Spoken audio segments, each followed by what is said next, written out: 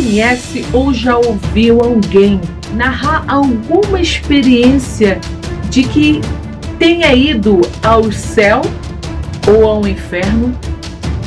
Já ouviu alguém falar sobre EQM, experiência quase morte? No estudo que vai iniciar hoje aqui no canal Falando de Deus, nós juntos vamos entender o que essas pessoas visualizaram enquanto estava tendo essas experiências. E nós juntos também vamos descobrir se tudo o que elas viram e sentiram está respaldado na palavra de Deus. Será que essas pessoas realmente visitaram o céu ou o inferno? Será que essas pessoas viram familiares ou pessoas queridas quando estiveram tendo essas experiências quase morte? Venha junto conosco aqui nesse canal Falando de Deus e vamos descobrir qual o respaldo que a palavra de Deus nos dá para as EQMs.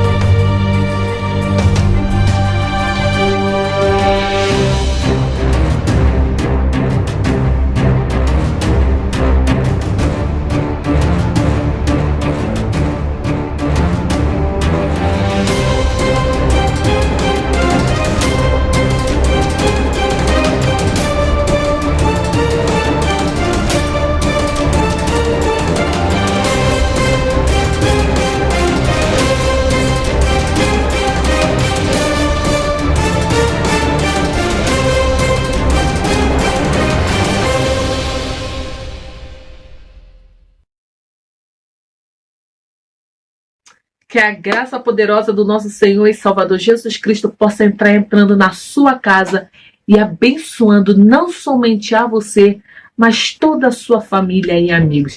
Eu estou muito feliz porque finalmente hoje nós vamos começar o estudo falando sobre EQM, experiência quase morte, que foi sugerido pela nossa ouvinte, né? A nossa irmã chamada Cláudia Medeiros. Nós estamos dando apenas abrindo um parênteses aqui no estudo que nós estamos tratando sobre Jesus Cristo nas religiões. E como nós estamos falando sobre a religião espírita, nós hoje decidimos, antes de darmos continuidade, antes de darmos conclusão a esse estudo sobre o espiritismo, nós falarmos um pouco sobre experiência quase morte, ou abreviando as EQMs. Nós aqui vamos dividir esse estudo em 3 partes, porque ele é gigantesco e não seria justo nem comigo nem com vocês eu falar em um único vídeo tudo o que eu tenho para trazer para vocês. Então nós vamos dividir esse estudo, né? Esse parênteses vai ser gigantesco e nós vamos falar no primeiro vídeo o que significa morte, qual é a diferença entre morte e sono, né? Nós vamos falar também para onde nós vamos quando morremos. E no segundo vídeo nós vamos falar respaldo bíblico de pessoas que passaram pela morte e voltaram. E nós vamos fazer comparações se o que nos traz agora na atualidade, se realmente tem ou não um feedback com a palavra de Deus. E no último vídeo, nós juntos, nós vamos falar se esses testemunhos que nós vamos apresentar aqui, eles realmente são bíblicos, ou se são frutos da imaginação da pessoa, ou charlatanismo, ou até mesmo uma veracidade. Antes de nós começarmos então a falar, eu quero só abreviar aqui uma coisa, que nós decidimos fazer essa divisão de 3 vídeos, por quê? Porque é muito fácil eu chegar e sentar aqui e dar a minha opinião. Só que a minha opinião, ela tem que estar respaldada na palavra de Deus e ela também tem que ser o quê? Uma fonte segura para que você possa entender o meu conceito. Então eu não posso chegar aqui e falar para vocês direto o que eu entendo sobre as EQMs. Eu posso dizer que 100% das EQMs são verdadeiras? Não posso dizer. Assim como eu também não posso dizer que 100% das EQMs também são mentiras. Então, eu prefiro deixar, através do conhecimento que eu vou compartilhar com vocês aqui, que vocês mesmos analisem quando nós apresentarmos alguns vídeos aqui e vejam tudo que vocês irão aprender nesses 2 vídeos, o que realmente irá bater quando nós estivermos pegando alguns testemunhos, tá bom? Então, antes de mais nada, eu gostaria que nós conversássemos sobre o que é EQM, tá? Eu vou, como todos os estudos, eu sempre falo bem detalhadamente.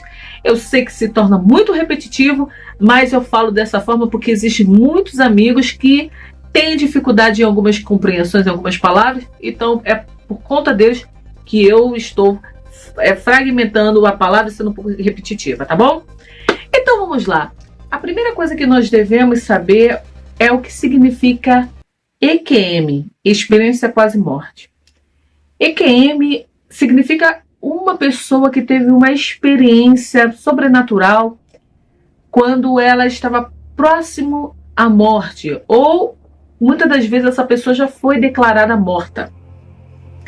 Muitas pessoas também, elas não foram declaradas mortas e tampouco essas pessoas estiveram próximo à morte, mas elas narram acontecimentos muito similares àqueles de pessoas que oficialmente foram declaradas mortas e voltaram, ou pessoas que estavam próximo à morte e que tiveram suas experiências como sair do corpo, como se ver fora do corpo, né? Ou outras coisas que nós vamos narrar ao longo desse estudo.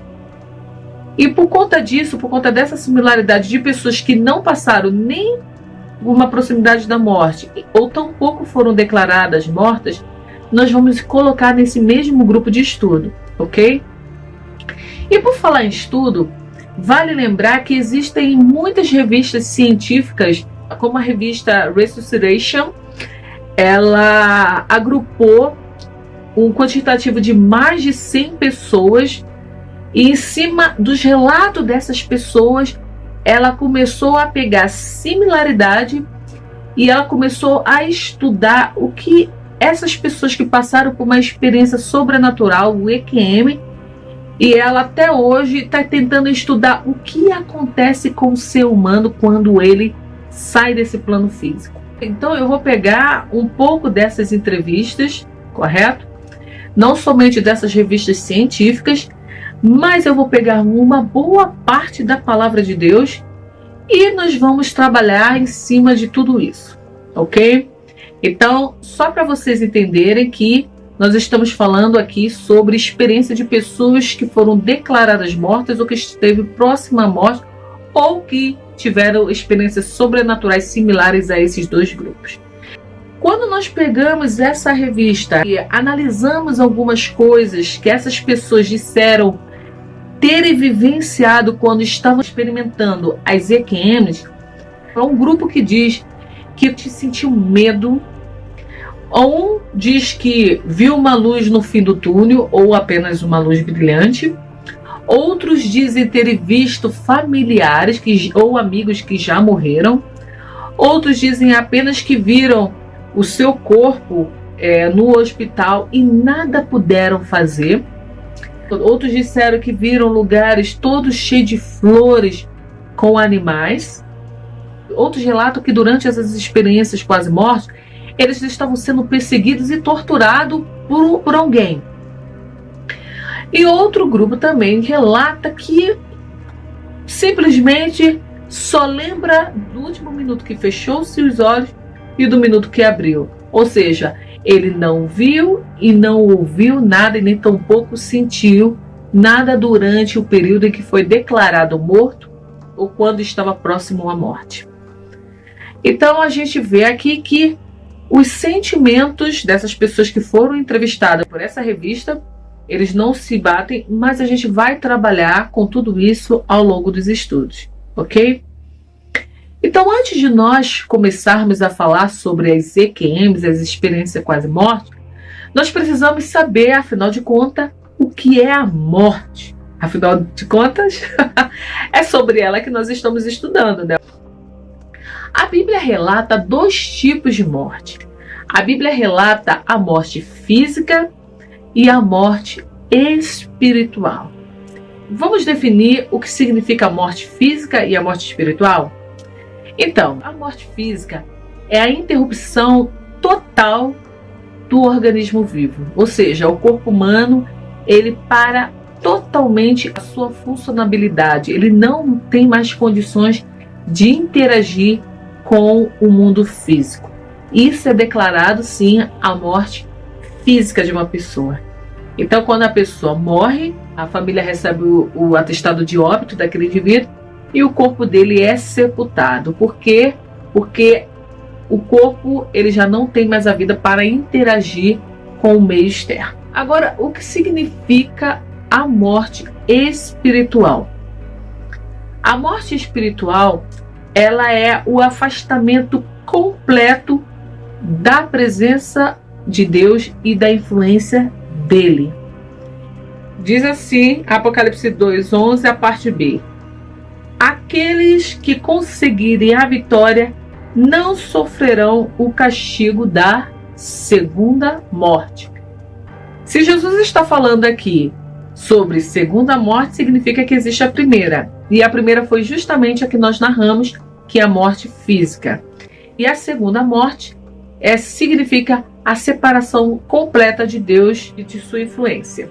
Então, se existe 2 mortes, como esse processo pode acontecer? Tem pessoas que quando morrem, o corpo físico dela está morto, vai ser sepultado, porém, a Bíblia diz que essa pessoa não está morta. Por quê? Ela não provará a segunda morte, como nós acabamos de ler aqui em Apocalipse. Que bem-aventurados aqueles que não provarão a segunda morte. Ou seja, ele provou a primeira, que foi a morte física. Mas essas pessoas não provarão a segunda morte por conta que elas não estão separadas de Deus. E nós vamos saber mais à frente o porquê. Ok? Tá bom? Então, como nós estamos falando a diferença de morte física e morte espiritual, eu quero fazer uma observação aqui a muitos que não entendem algumas passagens da Bíblia. A Bíblia trata a morte de todo o justo. O que é um justo? De toda aquela pessoa que confessou seu pecado a Cristo e abandonou, de todo aquele que é nova criatura em Cristo Jesus, a Bíblia narra, quando eles saem desse mundo, eles não provam a segunda morte. Eles não se distanciam de Deus.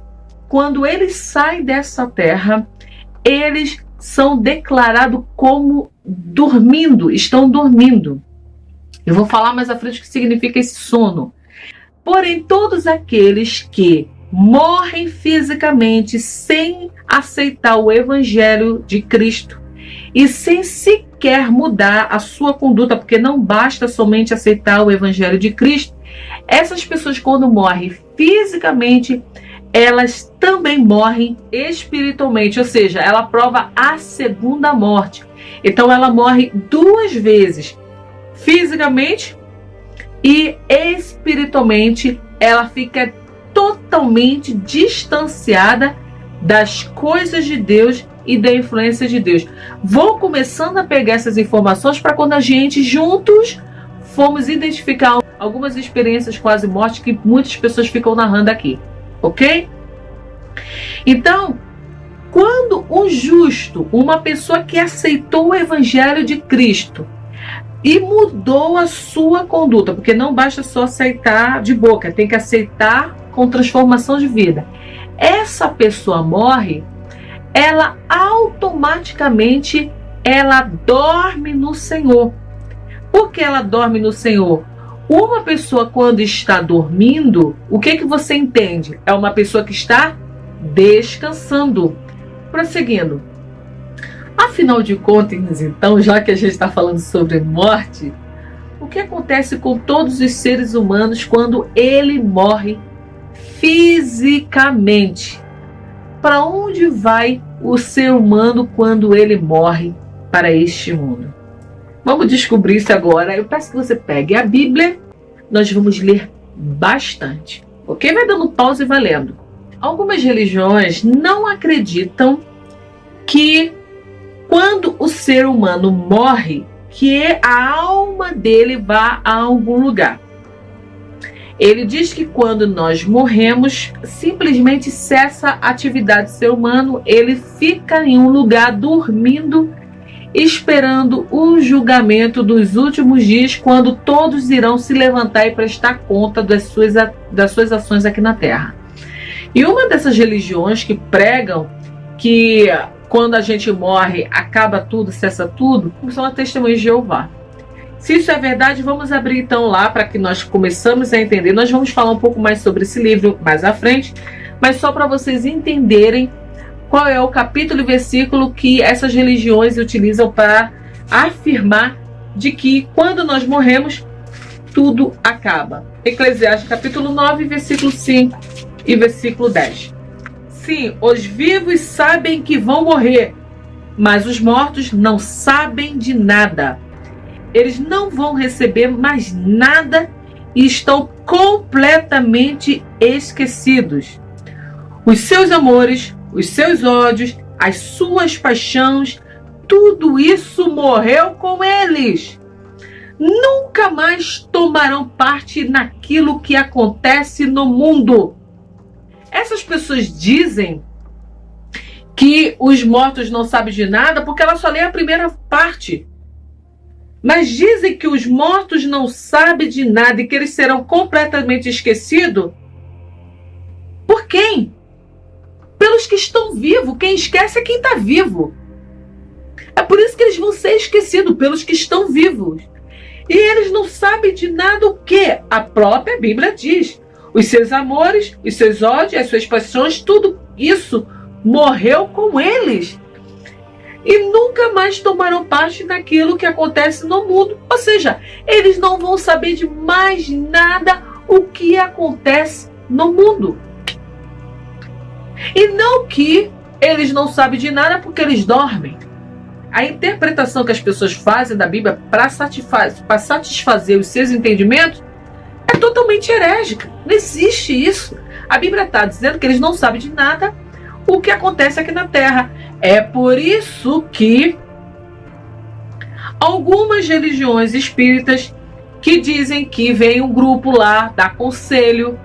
É complicado, porque se eles não sabem de nada que acontece na Terra, como é que eles vão vir lá do além para dar conselho? A própria Bíblia diz que eles não têm mais parte com nada nesse mundo.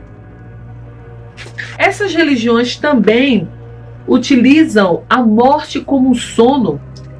Quando Jesus ele vai ressuscitar Lázaro e ele diz para os seus discípulos: Lázaro não está morto, mas ele dorme.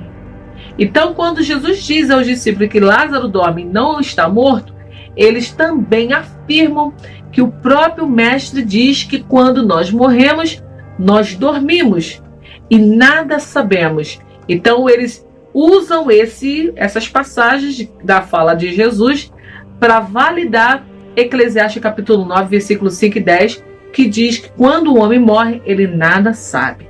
Nós vamos ler esses versos e nós vamos debater em cima e vamos verificar se foi isso mesmo que Jesus falou ou o que de fato ele queria expressar. Vamos ler essa passagem juntos. Está em João no capítulo 11 e vamos narrar passo a passo para que a gente possa identificar aqui. Eu sei que esse pedaço vai ser um pouco chato, porque eu preciso que vocês entendam, porque se vocês não entenderem agora, vocês não vão conseguir interpretar mais à frente alguns vacilos, alguns furos que quando as pessoas estão narrando as suas experiências quase morte, elas falam e a gente pega e sabe que não provém de Deus. Vamos lá. Nós vamos narrar aqui a morte e a ressurreição de Lázaro. E eu vou pegar só alguns versículos e vocês entendam aqui o que Jesus quis dizer sobre que um morre e o outro dorme. Um homem chamado Lázaro estava doente e ele era do povoado de Betânia, onde Maria e sua irmã Marta moravam. Essa Maria é a mesma que pôs perfume nos pés do Senhor Jesus e o enxugou com seus cabelos. Era o irmão dela, chamado Lázaro, que estava doente. As duas irmãs mandaram dizer a Jesus: Senhor, preste atenção nessa frase. Senhor, o seu amigo querido Lázaro está doente. Quando Jesus recebeu a notícia, disse: o resultado final dessa doença não será a morte de Lázaro. Isso está acontecendo para que Deus revele o seu poder glorioso e assim, por causa dessa doença, a natureza divina do Filho de Deus será revelada. Jesus amava muito Marta e a sua irmã e também a Lázaro. Porém, quando soube que Lázaro estava doente, ainda ficou 2 dias onde estava e então disse aos seus discípulos: vamos voltar para a Judéia. Vou dar um ponto aqui. Percebe que não somente Marta e Maria eram amigas de Jesus, mas o próprio Lázaro era amigo querido de Jesus. Porventura, Jesus poderia fazer amizade e chamar de amigo querido uma pessoa leviana, uma pessoa que não o reconhecesse como filho de Deus, uma pessoa que não o reconhecesse como Messias, uma pessoa que não cresce que o propósito dele aqui na terra era pregar o reino de Deus? Porventura, Jesus poderia considerar essa pessoa amigo querido? Amigo querido é uma pessoa íntima, uma pessoa que tem afinidade com o outro, certo? Jesus poderia interagir com qualquer pessoa, com qualquer pecador, mas dizer que essa pessoa é amigo querido significa que essa pessoa tinha afinidade com ele, certo? Vamos continuar. Depois disso, Jesus continuou: o nosso amigo Lázaro está dormindo, mas eu vou acordá-lo. Senhor, se ele está dormindo, isso quer dizer que ele vai ficar bom, disseram os discípulos. Mas Jesus só queria dizer aos discípulos que Lázaro estava morto. Porém, os discípulos pensavam que Jesus estava falando do sono natural. Então Jesus disse claramente: Lázaro morreu. Então Jesus falou para os discípulos que Lázaro estava dormindo. Depois Jesus narra que não, Lázaro não está dormindo, Lázaro morreu. E é o que muitas religiões ficam usando, dizendo que quando uma pessoa morre, ela dorme e depois fica esperando o julgamento nos últimos dias. Mas Jesus foi bem enfático aqui, que não era o sono natural que os discípulos estavam pensando que Lázaro estava experimentando, mas sim o sono espiritual. Quando Jesus chegou, já fazia 4 dias que Lázaro havia sido sepultado. Betânia ficava a menos de 3 quilômetros de Jerusalém, e muitas pessoas tinham vindo visitar Marta e Maria para as consolarem por causa da morte do irmão. Quando Marta soube que Jesus estava chegando, foi encontrar-se com ele. Porém, Maria ficou sentada em casa. Então Marta disse a Jesus: Senhor, se o Senhor estivesse aqui, meu irmão não teria morrido. Mas eu sei que, mesmo assim, Deus lhe dará tudo o que o Senhor lhe pedir. Então Jesus disse: o seu irmão vai ressuscitar. Então Marta respondeu: eu sei que ele vai ressuscitar nos últimos dias. Então Jesus afirmou: eu sou a ressurreição e a vida. Preste bem atenção numa coisa. Marta acabou de dizer a Jesus que se ele estivesse ali, o irmão dela não teria morrido. Porque Jesus não usou a mesma fala que usou com os discípulos para dizer que Lázaro não estava morto e sim dormindo. Percebe-se que Jesus aqui quis contar o segredo apenas para os discípulos. Mas a Marta, Jesus não contou esse segredo, mas ele estava prestes a revelar algo que Marta não sabia. Jesus responde: eu sou a ressurreição e a vida. Quem crê em mim, ainda que morra, viverá. E quem vive e crê em mim, nunca morrerá. Você acredita nisso? Olha o que Jesus faz. A pergunta. Jesus primeiro afirma a Marta: eu sou a ressurreição e a vida. Quem crê em mim, ainda que esteja morto, viverá. E aquele que vive nunca morrerá. E logo em seguida Jesus faz uma pergunta: você crê nisso? E Marta automaticamente diz: sim, Senhor. Disse ela: eu creio que o Senhor é o Messias, o Filho de Deus que devia vir ao mundo.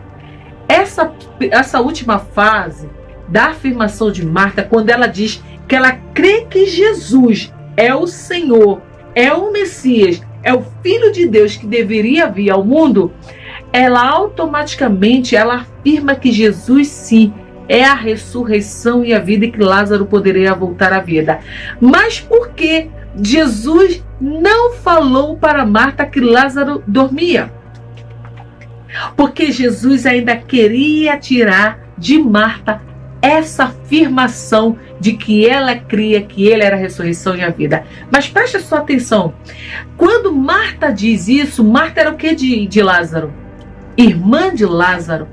Automaticamente Marta afirma o que Lázaro cria, que Jesus é a ressurreição e a vida, e ainda que ele estivesse morto, ele voltaria à vida. É por isso que Jesus apenas dá uma ordem e Lázaro vem para fora, porque ele já cria que Jesus era o Messias, o Filho de Deus, o enviado às nações. Por isso que conta o segredo logo no início da passagem. Lázaro era amigo querido de Jesus, porque Lázaro já sabia todas essas verdades e ele já cria que Jesus poderia se ressuscitar ainda que uma pessoa estivesse morta.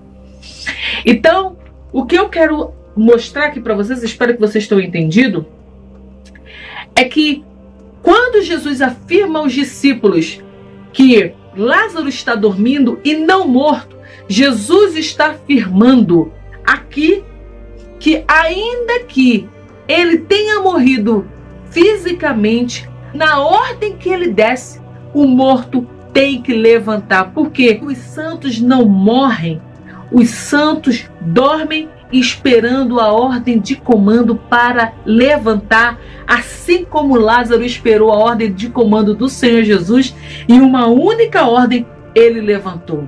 E não é assim que diz lá em 1 Tessalonicenses capítulo 4, que ao som da voz do anjo, todos os mortos que morreram em Cristo se levantarão e ressuscitarão, porque os santos não morrem, os santos dormem. Quem prova a segunda morte são todos aqueles que renegaram o evangelho de Cristo. Então, quando Marta abre a boca para dizer: eu creio que o Senhor é o Messias, é o enviado do Deus Altíssimo, Marta simplesmente afirma o que o próprio irmão já dizia quando estava vivo. Por isso que quando Jesus manda Lázaro sair, ele automaticamente ouve a voz do Senhor e sai. Nós aprendemos que a morte espiritual é o distanciamento das coisas de Deus e da sua influência. Se Lázaro estivesse morto espiritualmente, ele jamais poderia ouvir a voz de comando para vir para fora de que Jesus estava dando para ele. Ele simplesmente estava afastado de Deus e ele não poderia jamais ressuscitar. Todos os servos de Cristo que abraçaram o Evangelho e viveram o Evangelho de Cristo em sua vida, quando eles morrem fisicamente, eles dormem. Mas será que dormir no Senhor, como está sendo relatado aqui, É perdermos toda a nossa consciência? É nós esquecermos de tudo o que nós fizemos aqui na Terra? Ou de tudo o que nós almejamos quando passássemos dessa vida para outra? Será que dormir no Senhor é o que nós fazemos todos os dias à noite? Pegamos o travesseiro e dormimos e só acordamos no dia seguinte? Ou nesse caso, só vamos acordar no dia que o Senhor determinar? Vamos ver que tipo de sono é esse. Acompanhe comigo esses trechos e vamos desvendar o que significa esse dormir no Senhor. É interessante que todos nós, não tem um ser humano que não tenha curiosidade de saber o que acontece com a gente quando nós fechamos os olhos para essa vida. Aí a gente fica pensando, será que nós vamos todos para o mesmo lugar? Será que nós, quando morremos, todos nós ficamos dormindo, como é o caso que nós estamos narrando agora? Ou, como muitas religiões dizem, né, vão para o purgatório? O que realmente acontece conosco quando nós partimos dessa vida, desse plano físico? Eu quero dizer para vocês que o segredo para descobrirmos o que acontece conosco quando nós partimos dessa vida, para os santos, para aqueles que creem no Evangelho, que vão experimentar o sono, né, o descansar no Senhor, e para o ímpio que vão experimentar a segunda morte, como é que eles sabem que esse processo se dá? Como é que nós entendemos que tudo isso se desenvolve? Eu quero revelar para vocês que o segredo da morte está na criação do homem. Isso mesmo. O segredo da morte, o segredo que vários cientistas estão procurando, que muitos de nós procuramos, está na vida. Está na formação do homem. Isso mesmo. Quando Jesus criou os céus e a terra, e quando ele criou o homem, ele revelou muitos segredos ali. Por isso que muitas pessoas entendem, e já compreenderam, que Deus o tempo todo está dizendo que o fim está no início, que o fim está no começo. Muitas pessoas acham que a história de Adão e Eva é uma história de carochinha. Vamos ver que segredo é esse que Deus contou da morte quando ele estava dando a vida ao homem. Eu peço que vocês fiquem com a mente bem aberta e sem nenhum preconceito. Deixa para fazer suas argumentações no final. Mas no momento, preste atenção, porque se você já estiver pré-armado, você não vai entender o que eu vou falar. Então, Gênesis 2, no versículo 7, diz assim: Então, do pó da terra, o Senhor formou o ser humano. O Senhor soprou no nariz dele uma respiração de vida, e assim ele se tornou um ser vivo. Eu vou pegar a versão de Jerusalém para que vocês entendam o que Deus fez aqui. Então, Yahweh, Deus, modelou o homem com argila do solo. Primeiro, Deus pegou a argila do solo e formou um boneco, um ser inanimado. Preste atenção. Quando esse boneco estava pronto, diz o quê? Ele insuflou em sua narina um hálito de vida. Deus soprou fôlego de vida na narina daquele boneco. O que Deus fez aqui? Passo a passo para vocês entenderem. Deus deu um pouco da sua vida para aquele boneco. E o que aconteceu quando esse fôlego de vida vindo de Deus entrou nesse boneco? O que formou? A Bíblia diz que o homem se tornou um ser vivente. Na outra versão diz que o homem se tornou alma vivente. Preste bem atenção. Deus usou duas matérias aqui e formou uma terceira. A primeira matéria que Deus usou foi a argila. E da argila ele formou, que é o pó da terra, um boneco, ou seja, uma casa física aonde o homem iria morar. Quando essa casa física estava pronta, Deus insuflou na narina desse boneco um uma partícula da vida que pertence a ele, porque toda vida pertence a Deus. Vão entendendo? Ele soprou vida na narina desse homem. Quando ele sopra vida na narina desse boneco, o que acontece? Surge uma terceira matéria que não existia antes. A alma vivente. Então o homem passa a existir da junção matéria-prima, que é o boneco, o do barro, com o fôlego de vida vindo de Deus, forma o ser humano. Estão entendendo o que eu estou falando? Continue agora.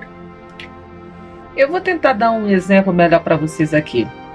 Imagine, aqui nós temos uma lâmpada.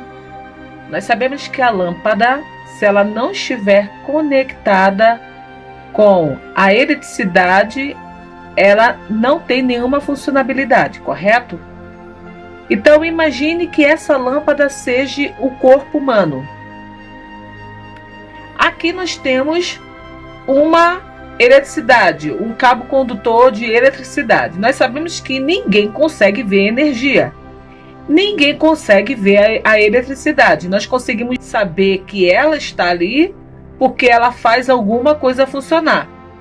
Nesse caso, se a lâmpada se unir à eletricidade, o que vai acontecer? Ela vai produzir luz. Então, na formação da luz, nós conseguimos ver a eletricidade e nós conseguimos fazer com que a lâmpada, que antes não era nada, era apenas um objeto sem funcionalidade alguma, pudesse estar sendo utilizada para alguma coisa. Então, digamos que essa lâmpada representa o corpo humano. Então, o corpo humano, sem o Espírito de Deus, que é representado pela eletricidade, a gente não vê. A junção desses dois vai formar o quê? A luz. A luz, representada pela cor amarela, ela representa a alma humana. Por quê? A luz é o produto da união da lâmpada com a eletricidade. Então, a gente só pode dizer que a alma humana, ela passa a existir quando o fôlego de vida dado por Deus, ele entra no corpo humano que está inanimado. Se começa a lâmpada aqui, que não tem nenhuma utilidade sem a energia, e aí sim, a união do espírito com o corpo vai formar a alma vivente. Vamos de um outro exemplo aqui para ficar mais fácil para vocês. Aqui a lâmpada, como o exemplo anterior, mais a fonte de energia, que é essa tomadinha aqui. A junção desses dois vai formar a luz que nós estamos representando pela alma vivente, que nada mais é do que o corpo humano, que é o pó da terra, mais o fôlego de vida dado por Deus, ele produz a alma vivente. Então a alma vivente, ela não existia previamente. Ela não vai existir se somente existir o fôlego de vida. Porque o fôlego de vida precisa ser inserido em alguma coisa. Ela também não existirá se só houver o bonequinho. Porque o boneco somente, ele nada pode fazer, ele nada é. Precisa de alguém que já tenha vida, que nesse caso é Deus, soprar um pouco da sua vida para dentro desse corpo, para assim, a junção dessas duas peças aqui, o pó da terra com fôlego de vida, formar a alma vivente. Então, aqui está o corpo, o pó da terra deitado, o corpo totalmente sem vida. Quando o fôlego de vida que é dado por Deus entra nesse corpo, ele produz o quê? Ele produz isso aqui, olha, a alma vivente. Isso aqui é que é produzido, isso aqui é que é o homem interior. Então o corpo, ele é apenas uma casa para a alma vivente habitar. Então, todos os seres humanos, eles não possuem uma alma.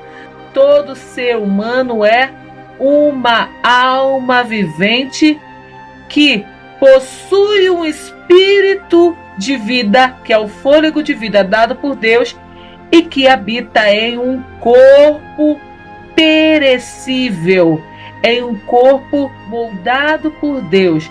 Então, o corpo não tem a alma vivente. O corpo abriga a alma vivente, abriga o ser humano, que é um produto da junção do fôlego de vida e o corpo inanimado produzido pelo pó da terra. Queridos, eu espero que vocês tenham entendido isso, ok? Continue agora. Naquela época, Deus não tinha nenhum ser humano para procriar. Então ele precisava construir o primeiro, e desse primeiro iria surgir os próximos, os futuros. Você vê que no caso de Adão, Deus usou literalmente o próprio barro integralmente. Quando ele vai fazer a sua auxiliadora, ele já usa o quê? Uma matéria que já está viva, que é a costela de Adão.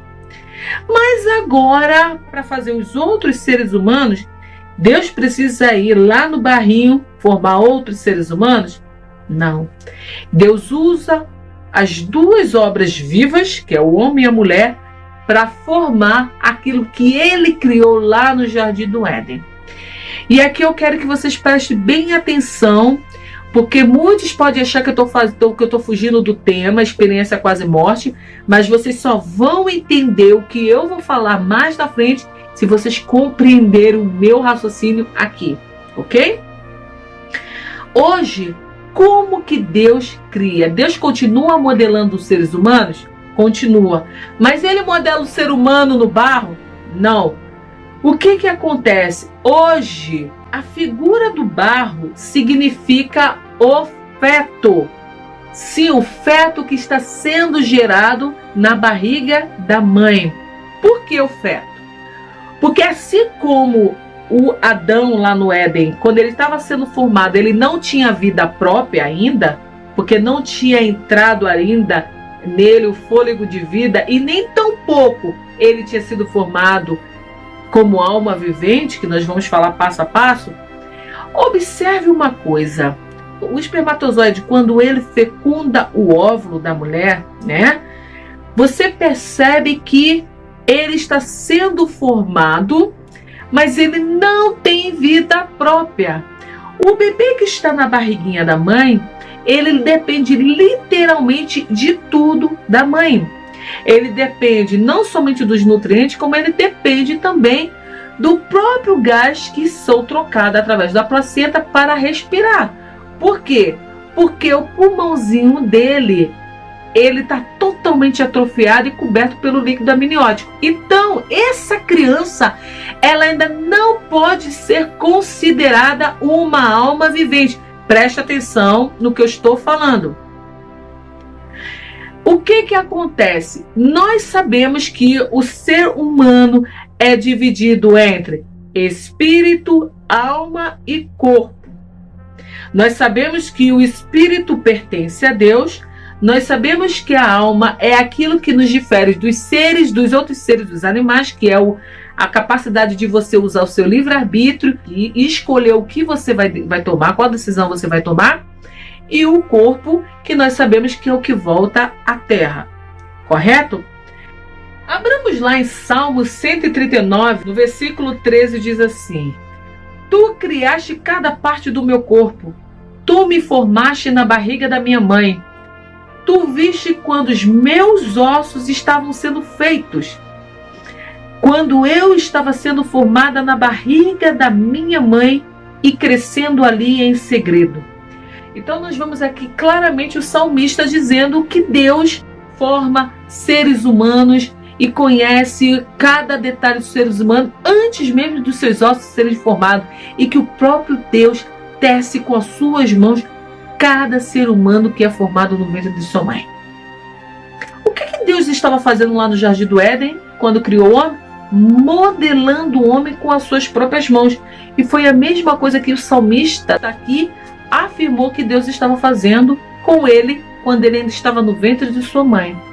Preste sua atenção, eu posso dizer que essa criança é considerada uma alma vivente? Ela ainda está sendo formada? Lá no Jardim do Éden, enquanto o homem estava sendo modelado do pó da terra, o homem era considerado alma vivente? Ainda não. Adão foi formado lá do pó da terra. Quando soprou-se o fôlego de vida nele, ele se tornou uma pessoa autônoma. Uma criança até os 3 meses de idade, o cérebro dela ainda não está formado. O que está formado a partir do 3º mês é o coração. Então muitas pessoas vão falar assim, mas existe vida nela. Existe vida sim, mas não existe a capacidade ainda racional da criança formada.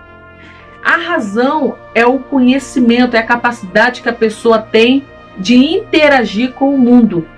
É a capacidade que a pessoa tem de discernir o certo e o errado. Eu quero que vocês entendam esse ponto, é bem tênue. Se você não prestar atenção, você vai achar que eu estou pregando uma heresia. Mas preste atenção no que eu vou revelar a você. Nós vimos lá no Jardim do Éden que a alma só é formada quando há junção do corpo com o fôlego de vida.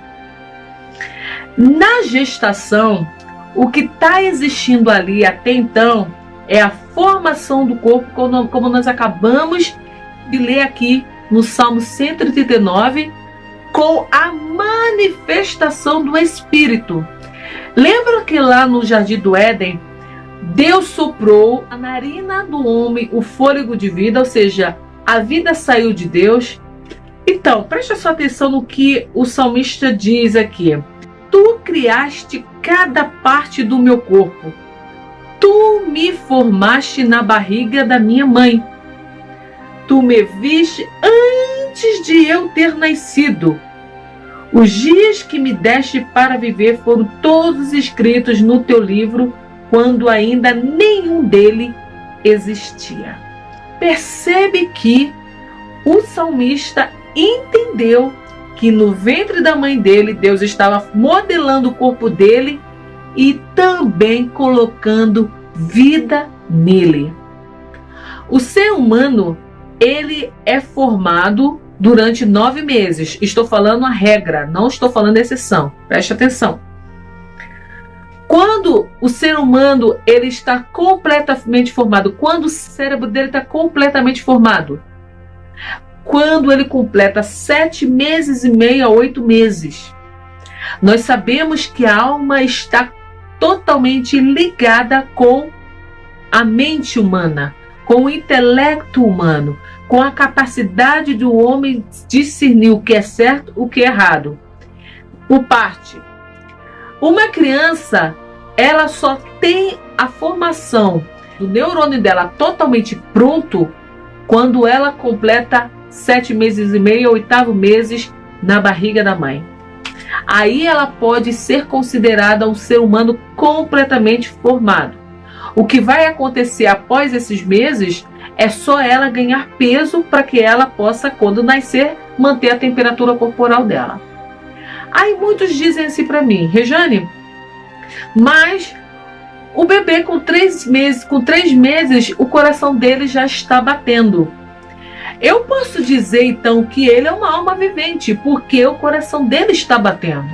Aí eu digo para você, claro que não, que você não pode considerar ele uma alma vivente só porque o coração dele está batendo. Por quê? Quantas pessoas já são declaradas mortas e simplesmente o coração está batendo, mas o cérebro totalmente já decretou falência. Então, quando nós vamos hoje receber uma notícia de um médico que um ente querido já é declarado morto, o que o médico, antes de dar essa notícia, ele faz? Ele faz todos os testes para saber se ainda há impulso nervoso e se o cérebro ainda comanda o corpo.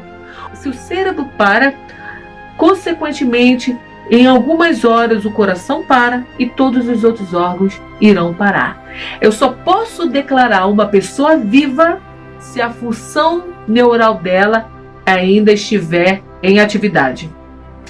É por isso que muitas pessoas estão em estado vegetativo, porém a atividade dela neural, a cerebral, ainda está funcionando. Então essa pessoa ela não interage com o mundo físico, mas a sua atividade neural ainda está em funcionamento. Então o médico não pode dizer que essa pessoa está morta.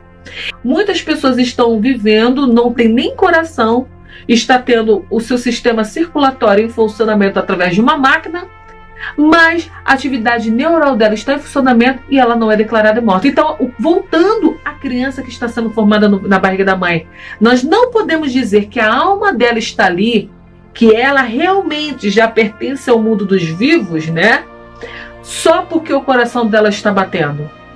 Nós não podemos dizer, só podemos afirmar isso quando a atividade neural dela está totalmente em funcionamento e quando ela passa a ser independente. E quando ela passa a ser independente? Quando ela nasce, porque ela não precisa mais do líquido amniótico que vem da mãe dela para respirar. Os próprios pulmões que antes, na gestação, estava todo atrofiado, igual uma pedra, porque a criança não usa o pulmão no ventre da mãe. Então, o pulmão dela, quando ela vem à vida, passa a funcionar. E ela realmente dá o primeiro fôlego de vida sem precisar da mãe dela para fazer isso. Então, a partir daquele momento, a criança é considerada alma vivente, porque não somente o cérebro está totalmente formado, mas como ela já é um ser autônomo. Ainda que ela não saiba discernir o certo e o errado, mas a partir daquele momento, os dias de vida dela são contados aqui na terra. Você viu aqui que o próprio salmista diz assim: tu viste quando os meus ossos estavam sendo feitos, quando eu estava sendo formado na barriga da minha mãe. Os dias que me deste para viver foram escritos no teu livro, quando ainda nenhum dele existia. Então, como que eu posso dizer que os dias de vida da criança passa a ser contado quando ela vem à vida? Então, a criança, quando está no ventre da mãe, não é considerada uma vida? É considerada uma vida.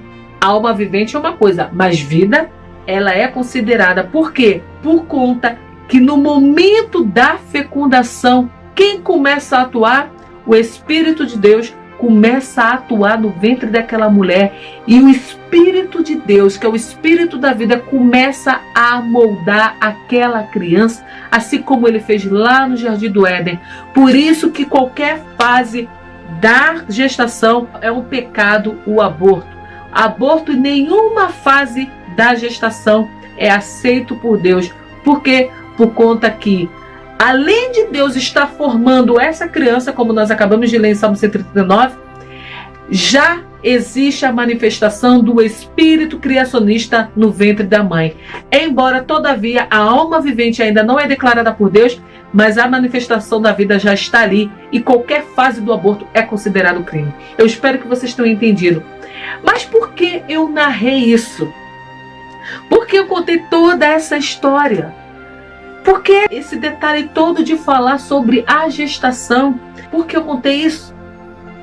Nós aprendemos aqui, aproveitando esse apanhado, que a alma só surge quando há a junção do corpo com o fôlego de vida dado por Deus. Certo? Se a alma surge a partir desse ponto, como algumas filosofias espíritas dizem pra gente, que nós encarnamos para pagarmos pecados de vidas passadas. Que antes de nós nos tornarmos seres humanos, nós éramos anjos. E que nós encarnamos aqui para defendermos uma causa. Outros dizem que nós viemos de outras galáxias e que lá nós cometemos algum pecado e passamos a ser carne para cumprirmos um pecado que nós cometemos lá. Outros dizem que nós pecamos em uma outra vida, que nós não sabemos de onde é essa vida, e que nós encarnamos para apagarmos esses pecados. Calma aí. Se a Bíblia diz, e nós lemos aqui em Gênesis, que a junção do corpo e do espírito de que Deus dá, que é o fôlego de vida dele, forma uma alma vivente, e cada alma é um ser humano individual, não tem outras identidades, como então esses grupos podem afirmar que nós viemos de outro planeta e encarnamos? Como podem dizer que outrora nós éramos anjos se a própria Bíblia afirma que cada corpo, com o fôlego de vida que ele nos dá, forma uma alma? Como isso é possível, se a alma só é formada através da junção dessas duas matérias? Se Deus diz que cada alma é formada na junção do corpo com o fôlego de vida que ele nos dá, então como podemos dizer que muitas pessoas, quando fazem a regressão ao ventre da mãe, porque é a regressão, e eles aproveitam essa regressão ao ventre da mãe, eles regressam para outras vidas, como ele pode dizer que isso realmente está acontecendo se ele só passa a ser uma alma no nascimento? Não tem uma coisa errada aqui? Como que eu posso ter outras vidas se o próprio Deus disse que eu só passo a existir, que você só passa a existir, os seus dias só passam a ser contados a partir do seu nascimento? Como então responder a essas filosofias que dizem que nós viemos de um outro planeta ou de um outro lugar e encarnamos? Isso não tem fundamento bíblico, porque toda a alma vivente, ela tem uma única identidade, ela é uma única pessoa, ela é formada uma única vez. Preste só atenção uma coisa aqui, fugindo um pouco do tema, mas vamos continuar ainda nesse vídeo.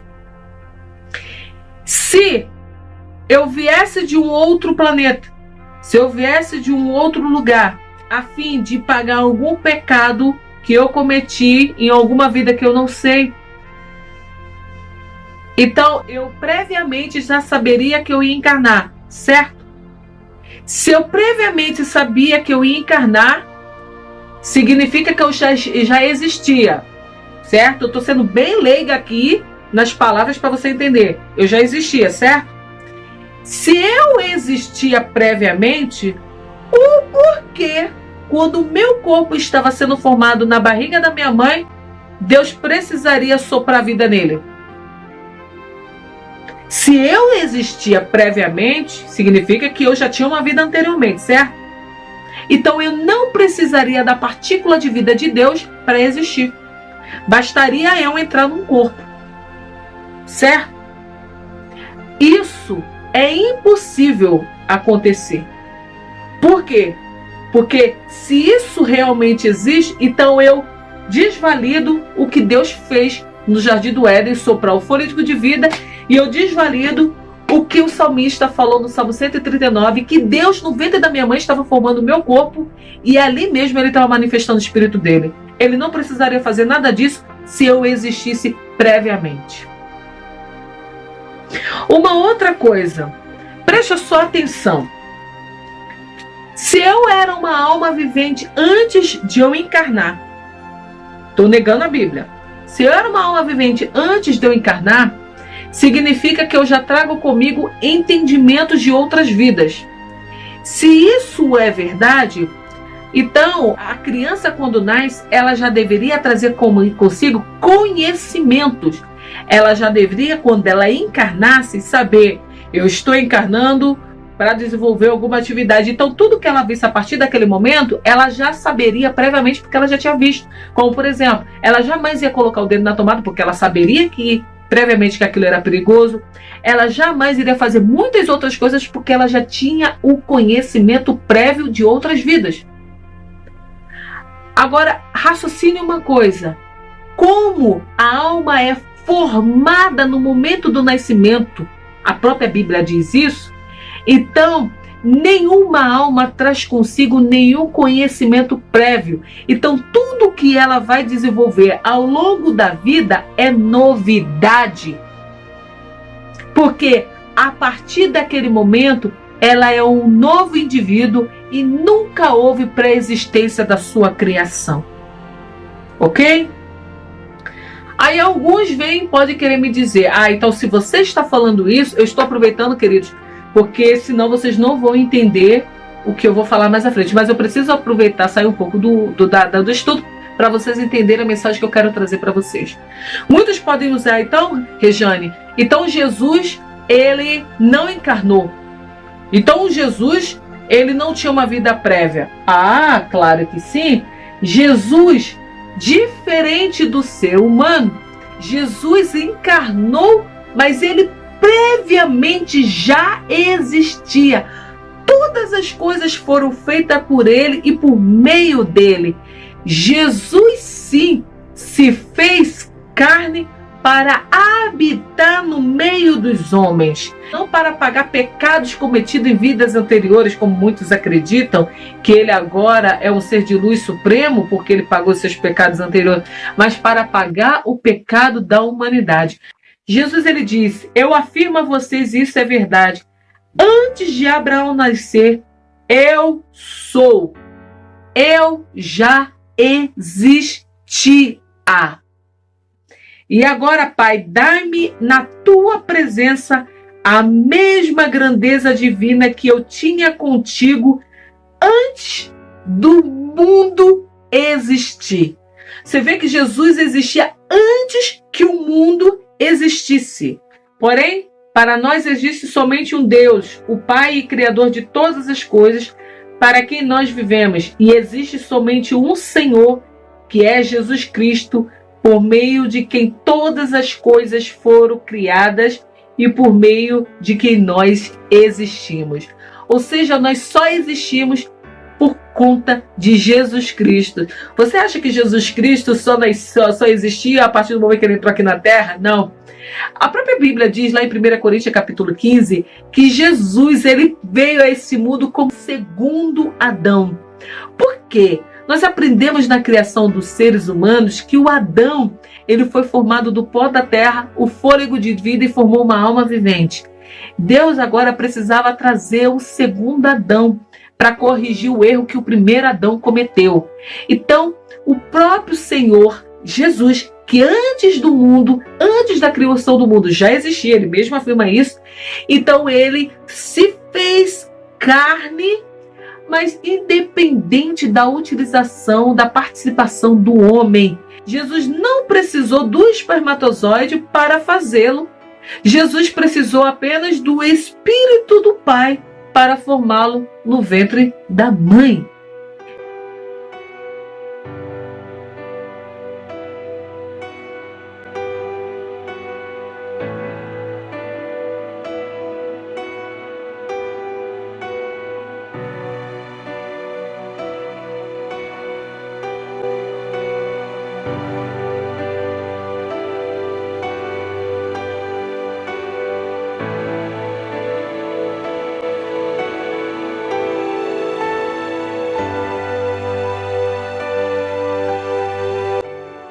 Deus usou o seu Espírito para formar o segundo Adão para nos trazer salvação.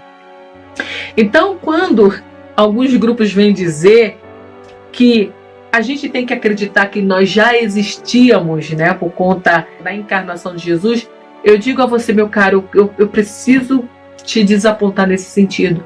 Seus dias só começou a ser contado quando você nasceu. Você não existia previamente, poderia existir nos planos de Deus. Mas, como alma vivente, você só passou a existir quando você veio a esse mundo. Mas só um Senhor que pode dizer que antes disso tudo já existia, que era Jesus Cristo. Então eu só contei toda essa história, eu sei que ficou longa, para narrar a muitos de vocês que a alma não tem regressão. Aonde, se alguém for fazer uma regressão da alma, vai fazer no máximo, até o 8º mês de formação da criança, porque é quando os neurônios dela já estão todos formados, ela só está esperando o momento para vir a esse mundo. Mas ninguém pode fazer regressão até quando a criança era um simples embrião e depois de lá partir para outra vida, porque não existe outra vida. A própria palavra de Deus diz que cada ser humano só existe uma alma, porque a alma é a identidade de cada homem. Então não existe outras almas e todas se incorporam no mesmo corpo. Não existe isso, ok? Mas voltando ao assunto, que eu dei uma volta só para a gente cortar isso. Aonde está a morte nisso? Onde está a morte? Na formação do homem, na criação do homem? Vamos lá? Vamos. Eu quis que você entendesse que se tem uma sequência para todos os seres humanos virem esse mundo, então há uma sequência para todos os seres humanos sair desse mundo. E nós vamos conhecer essa sequência agora. Vamos lá? Quando uma pessoa morre, o que acontece com ela? A primeira coisa que sai daquela pessoa para ela ir para a morte é a vida. Então vamos lá. Uma pessoa, quando ela é declarada morta, é porque não há vida nela. Então, se não há vida nesse corpo, significa que a partícula da vida dada por Deus foi retirada. Então, Deus empresta a vida que existe dentro dele para aquela pessoa. Se ele empresta, quando aquela pessoa morre, aquele fôlego de vida volta para Deus. Isso vale tanto para a pessoa que é boa e tanto para a pessoa que é má. Então é muito importante que vocês entendam. O fôlego de vida, ele é dado para qualquer indivíduo, independente dele crer ou não em Deus. Ok? Então quando Deus fala, devolve o sopro de vida que eu te dei, automaticamente sai daquele corpo uma das matérias-primas que fez com que surgisse a alma humana. Então, o que acontece com o corpo? Ele volta a ser inanimado. Por quê? Lembra-se que a junção do corpo com o espírito de vida forma a alma. Mas antes de ter o espírito de vida, o corpo é o quê? Um ser inanimado, sem vida. Então, quando Deus pega a vida dele de volta, o fôlego de vida que ele soprou na narina do homem de volta, então o que acontece? O corpo passa a ser inanimado. Vamos ver, isso realmente acontece? Deus pede o sopro de vida de volta ou a gente entrega a ele? Abramos lá em Lucas no capítulo 23. Aí Jesus gritou bem alto: Pai, nas tuas mãos entrego o meu espírito. Depois de dizer isso, ele morreu. Jesus automaticamente aqui está falando assim: Pai, em tuas mãos entrego o espírito de vida que o Senhor me deu. E logo em seguida, Jesus morreu. Porque o fôlego de vida, o centeiro da vida, que foi cedido a Cristo para viver nessa terra, foi devolvido ao Pai. E quando o centeiro da vida sai, o que acontece? Morre. É por isso que ele morreu. A Bíblia diz que ele expirou, ou seja, botou o último fôlego e simplesmente morreu. Então a primeira coisa que sai quando a morte chega é o espírito de vida que foi cedido por Deus provisoriamente para cada ser humano. Para cada um, Deus especificou o tempo que o fôlego de vida estaria atuando em seu corpo. Agora, o que acontece depois? Acontece que o corpo fica inanimado. O corpo sem a centelha de vida, ele volta a ser inanimado. Gênesis no capítulo 3 e no versículo 19, você terá que trabalhar pesado e suar para fazer com que a terra produza algum alimento.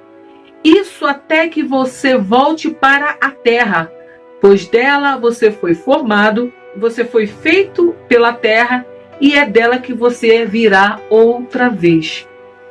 Então, Deus aqui automaticamente está falando para Adão e Eva que como eles foram formados do pó da terra, quando eles morressem, era para lá que o corpo ia voltar. Então a gente vê que quando o corpo se torna um ser inanimado, sem vida alguma, ele é sepultado. Salmo 146, no versículo 4, diz assim: quando os homens morrem, voltam para o pó da terra, e naquele dia todos os seus planos se acabam. Vocês entendem, então? Quando o corpo fica sem inanimado, ele volta para a terra. Mas a gente viu uma coisa. Quando Deus cria cada um de nós na barriga da nossa mãe e coloca o fôlego de vida, o que surge? Uma alma vivente, que é o homem interior. O fôlego de vida não nos pertence, é apenas um empréstimo dado por Deus, a qualquer hora ele pode requerer. A gente não sabe quantos dias ele deu para cada um de nós. Mas para onde vai a nossa alma? Nós vimos no início desse vídeo que algumas religiões dizem que a alma vai para um lugar e fica dormindo lá. Nós analisamos que nem todos dormem, porque dormir só pertence ao povo que aceita o Evangelho de Cristo e vive esse Evangelho.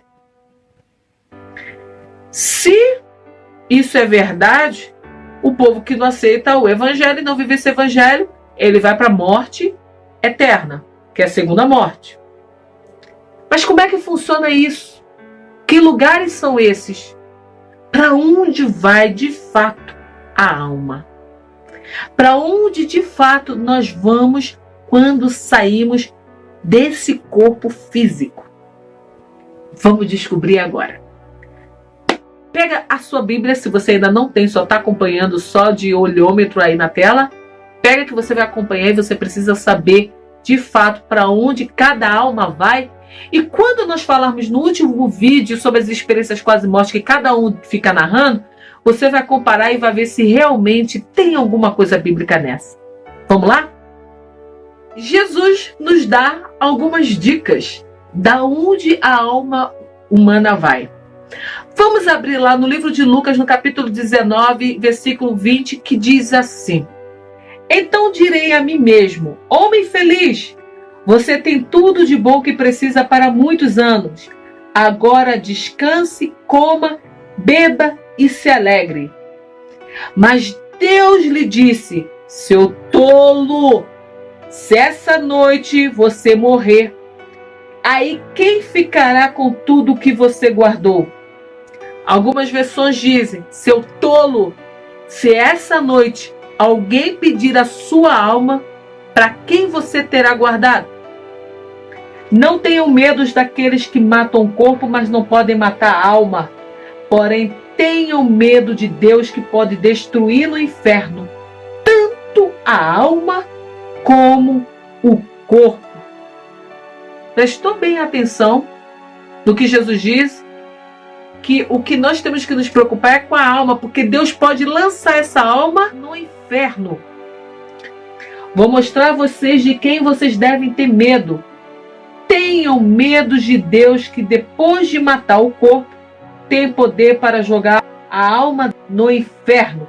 Sim, repito, tenham medo de Deus. Jesus está falando aqui automaticamente.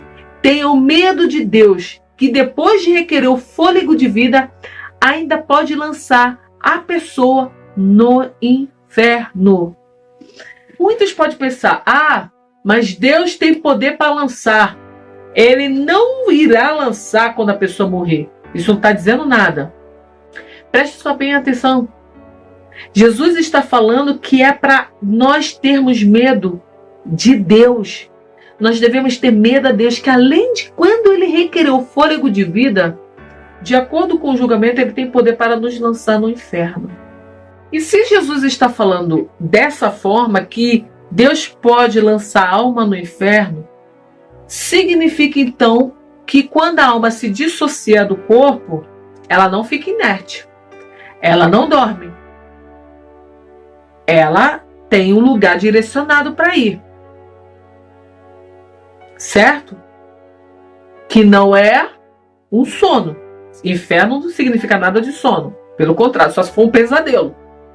Ele está dizendo que a alma não acaba, como muitas religiões pregam. E quando a pessoa morre, a alma acaba. A pessoa acaba. E só volta só quando Deus requer nos últimos dias.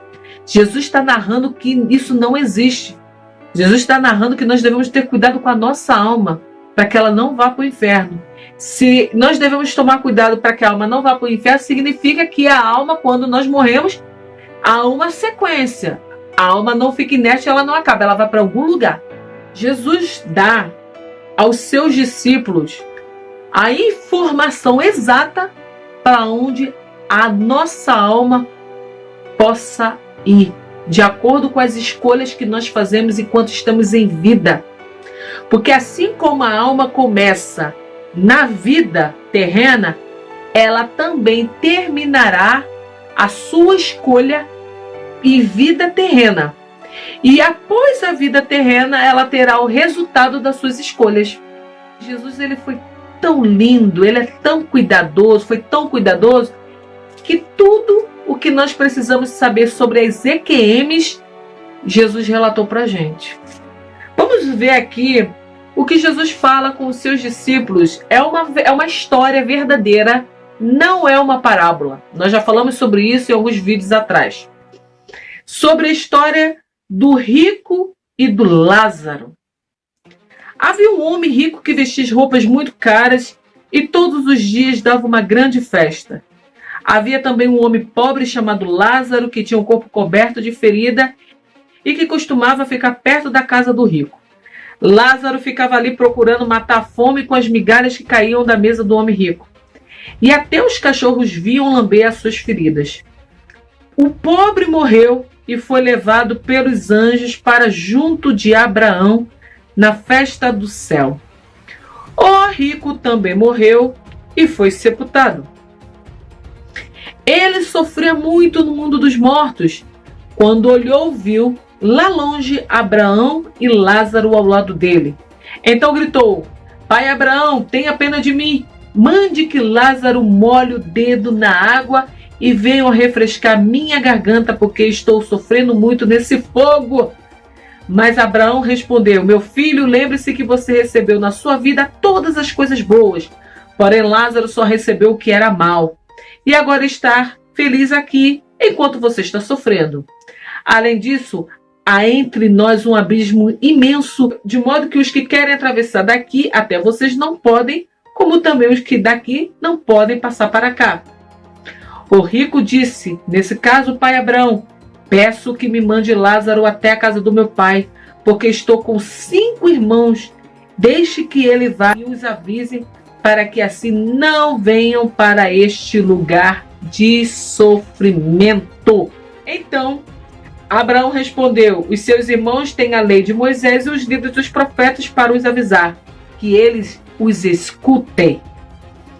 Só isso não basta, pai Abraão, respondeu o rico. Porém, se alguém ressuscitar e for falar com eles, aí eles se arrependerão dos seus pecados. Mas Abraão respondeu: Se eles não escutam Moisés nem os profetas, não crerão mesmo que alguém ressuscite. Preste bem atenção numa coisa. Jesus narrou a história de 2 homens aqui. Quando eles morrem, ele diz do que o corpo deles são sepultados.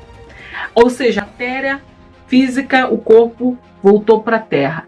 Sendo assim, eu não posso dizer que Lázaro e aquele homem rico estavam com o corpo naqueles locais.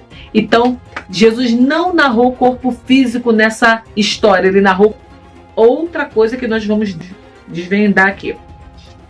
O corpo físico, então, Jesus disse que foi sepultado. Nós podemos dizer que Lázaro e aquele homem rico estavam nesses locais com o espírito de vida. Nós não podemos dizer que era o espírito de vida que estava ali, porque o espírito de vida pertence a Deus. E Deus não tem os sentimentos primitivos que os seres humanos têm, como sentir sede, sentir medo, sentir calor. Deus não tem esse sentimento primitivo. Quem tem esses sentimentos primitivos é o ser humano. Então, se não é a partícula de vida que Deus deu para Lázaro e para aquele homem rico que estava lá, e se não era o corpo físico, porque o próprio Jesus disse que estava sepultado, então o que estava naquele local? A alma. Era o próprio Lázaro e o próprio homem rico que estavam naqueles locais. Então aqui nós descobrimos uma primeira coisa: a alma não dorme quando ela se desvincula do corpo físico. Ela vai para um lugar destinado de acordo com as suas escolhas em vida. Tanto é que o próprio Abraão fala: você teve tudo enquanto teve vida. Ou seja, ele era soberbo, porque você viu que ele nada dava a Lázaro. E Lázaro não teve nada, por isso que ele está descansando. Mas também Lázaro não blasfemou contra Deus. Foi um homem bom, mesmo não tendo nada. Por isso que ele estava tendo a recompensa após a morte. Então nós sabemos que é a alma desses dois que estão ali. E nós sabemos mais por quê. A Bíblia diz que ele sofria. Quem sofre é o corpo? Não. Quem sofre é a alma. A Bíblia diz que ele olhou e viu Lázaro. A história diz que ele sentiu sede. Isso é desejo humano. Ele se humilha, ele pede clemência. Quem tem a capacidade de se humilhar e pedir clemência é a alma. A história também narra que ele sentiu o calor das chamas. Muitos podem falar assim: mas sentir o calor das chamas, sentir sede, essas coisas, pertence ao corpo humano, pertence ao corpo físico. É verdade? Se isso fosse verdade, se fosse natural do corpo humano sentir isso, então jamais você poderia cremar uma pessoa.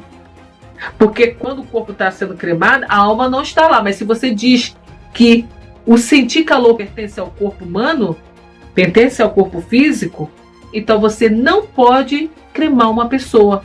Porque quando você crema, o corpo vai sentir, ainda que a alma não esteja nela. Mas isso não é verdade, porque o corpo, quando está sendo cremado, a alma não está para trazer essa sensação de ardência, essa sensação de proteção do fogo. É por isso que quando se crema, o corpo não reage. Então, essa característica Jesus está falando que é a alma e é a pessoa, o rico que está ali e está sentindo. Você percebe que ele lembrou-se do que ele fez, lembrou-se de Lázaro, lembrou-se que ele tem irmãos, mas 5 irmãos que precisam ouvir a verdade para não estar ali. Quem é que lembra? A capacidade de raciocinar e distinguir o que é certo e o que é errado para que uma pessoa não esteja no mesmo lugar que ela. A alma. E você vê que ele interpela, você vê que ele argumenta a Abraão que é necessário que alguém ressuscite para avisar os seus irmãos. Quem tem o poder de argumentar é o corpo? É a alma. Então, nós aprendemos aqui na história que Jesus narrou para os seus discípulos que a alma vai para o seu lugar de destino. E cada alma escolhe em vida o que ela vai viver a eternidade. Aqui nós percebemos que Lázaro escolheu em vida viver com dignidade a eternidade. Porém, o rico escolheu em vida viver a morte eterna, que é a segunda morte e que a palavra de Deus chama de inferno. Queridos, os ímpios não vão para os mesmos lugares dos justos. É o próprio Jesus que está narrando que o segredo da morte está na criação do homem. E a formação da alma, ela se dá no nascimento que ela tem nesse plano físico. E é nesse plano físico que é chamado terra, que ela vai escolher o que ela vai viver a eternidade. Se é a vida eterna ou se é a morte eterna. Após a morte, cada alma é julgada pelas suas escolhas que foi feita aqui na terra. Abramos Hebreus 9, versículo 27, diz assim: cada pessoa tem de morrer uma só vez e depois ser julgada por Deus. Cada alma tende a morrer uma só vez e depois essa alma vai ser julgada. Não existe vidas passadas. Porque se existir em vida passada, você está tendo outras almas, então não é você, são outras pessoas.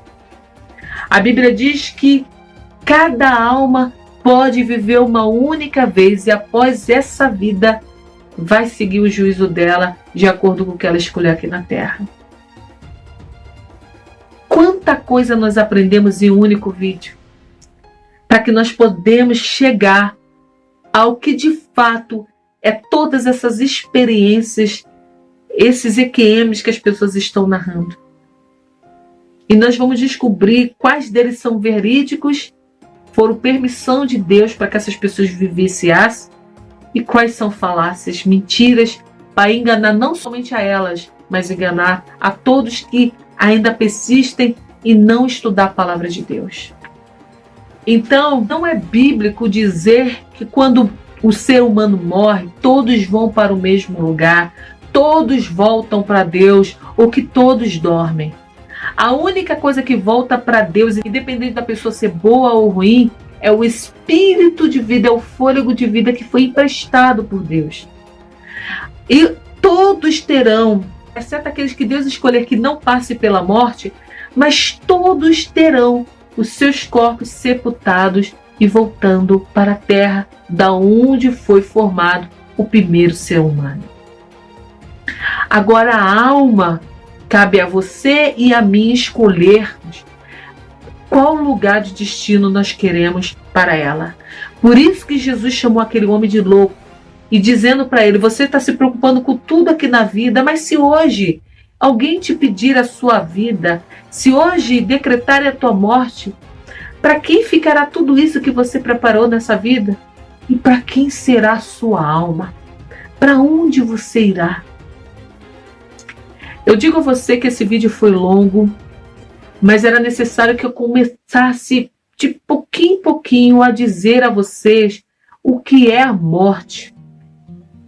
E dizer a você que o segredo da morte está na formação da vida. No próximo vídeo nós vamos trazer biblicamente quem foram os personagens que morreram e voltaram e o que eles disseram quando regressaram. Quais são os respaldos bíblicos que existem para as experiências pós-morte.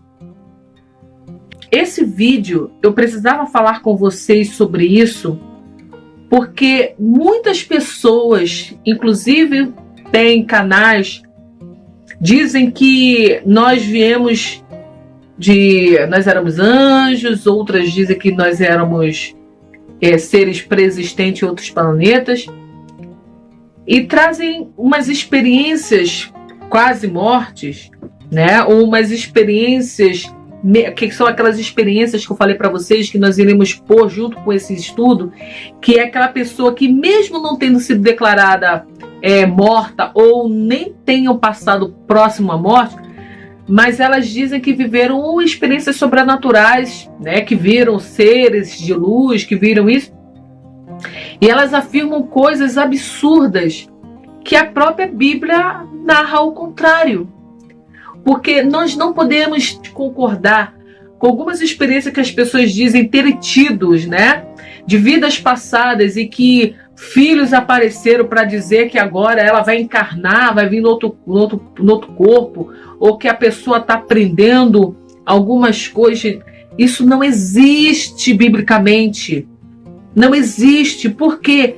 Não existe alma antes da junção do corpo com o fôlego de vida.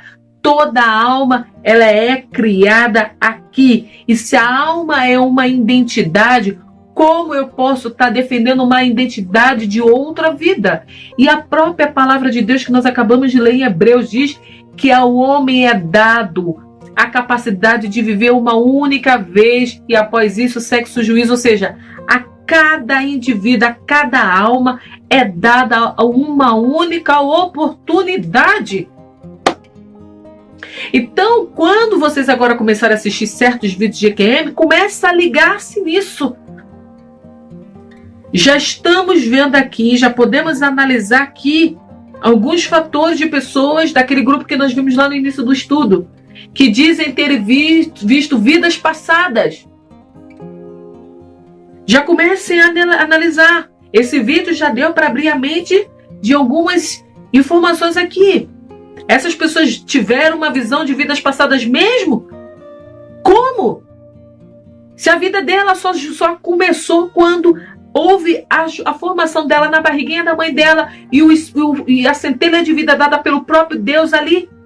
E ela começou a ter os seus dias contados no nascimento. Como nós já vimos. Será que vidas passadas são essas? Se as vidas passadas são outras almas?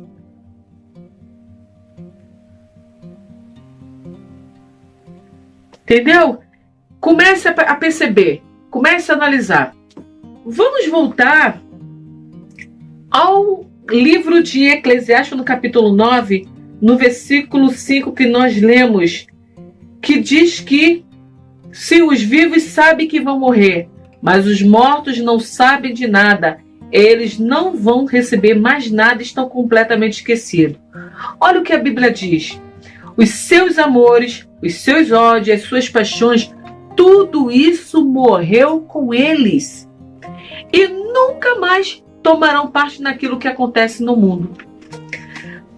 Como que nós podemos dizer que nós temos uma vida, que nós encarnamos ou reencarnamos, se a própria Bíblia diz que nós só temos uma única alma e quando nós morremos, nós nunca mais tomaremos parte do que acontece no mundo? O que você me diz disso? Então, quando eu narrei toda essa fase para vocês, que o homem tem a sua alma iniciada aqui na vida, e quando ele sai desse corpo físico, a sua alma vai para o lugar que ele escolheu aqui na Terra, e ele nunca mais retorna, ou seja, a alma não reencarna, não volta para ver as suas reencarnações passadas. Eu não estou dizendo isso por mim mesmo, eu estou dizendo isso da palavra de Deus que diz que ele nunca mais tomará parte naquilo que acontece no mundo, ou seja, o homem não volta mais para esse mundo. Não existe vidas passadas. A alma é só uma. O estudo de hoje foi para você entender isso, que a alma é só uma e não existe vidas passadas de alma, porque se existisse, então não existe. São várias almas em uma única pessoa.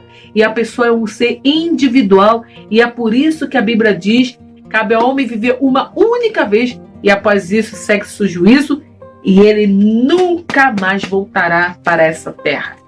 Só voltará nos últimos dias, para os maus, para aqueles que negaram o Evangelho, para serem julgados por Deus no grande trono branco, e aqueles que escolheram a vida ouvirão dos seus túmulos a voz do Senhor, e assim como Lázaro, eles retornarão aos seus corpos transformados, os corpos glorificados, não mais corruptível, mas para viver uma nova vida, é um novo céu e uma nova terra. Eu literalmente espero que vocês tenham entendido esse primeiro estudo. Eu sei que talvez eu tenha sido um pouco chata, repetitiva. Me perdoe se eu fui um pouco pesada nas palavras, e eu quero até aproveitar esse momento para dizer isso, né? Me perdoe, teve uma senhora, eu esqueci o nome dela, né? Ana, eu acho que é Ana, e ela questionou que eu estou muito ríspida nas minhas palavras, que eu estou sendo muito grossa. Mas preste sua atenção, queridos, rapidinho para terminar essa mensagem. Nenhum pai, nenhuma mãe corrige seus filhos sorrindo. Eles corrigem gritando para ver se os filhos acordam. Esse estudo sobre EQM, eu estou falando porque há vários cristãos não andando nem pulando em direção ao inferno.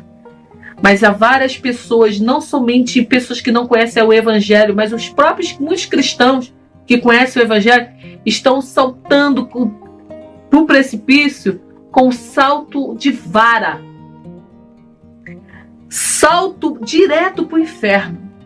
Estão nem andando em direção, mas estão saltando, estão pulando com salto de vara em direção ao inferno. Por tantas falácias, tantas mentiras, que as pessoas se agarraram para crer naquilo que elas decidiram crer. Eu não estou aqui, o canal Falando de Deus não foi criado para pregar mentiras. Você não vai me ver aqui falando mentiras. E se eu tiver que ser grossa, firme, vocês me perdoem, eu não quero ofender ninguém. Mas é o grito para você acordar da falácia, das mentiras. Quantos pastores espíritas tem no nosso meio? Quantas pessoas caminhando por espiritismo porque perderam entes queridos, então querem se agarrar a isso. Mas eu vou narrar aqui nesses 3 vídeos, e começando com hoje, que a Bíblia tem resposta para tudo que você precisa. Agora você decide ou não acreditar. E eu não vou chamar a atenção de ninguém aqui, que se vocês são meus irmãos, são pessoas que eu amo, porque o sangue do meu Senhor está sobre a vida de vocês, sorrindo. Se eu puder fazê-lo, talvez eu nem seja eu. Mas está vendo essas expressões aqui? É porque eu chamo a atenção de todos os meus amigos e familiares também assim. Eu sou uma pessoa expressiva.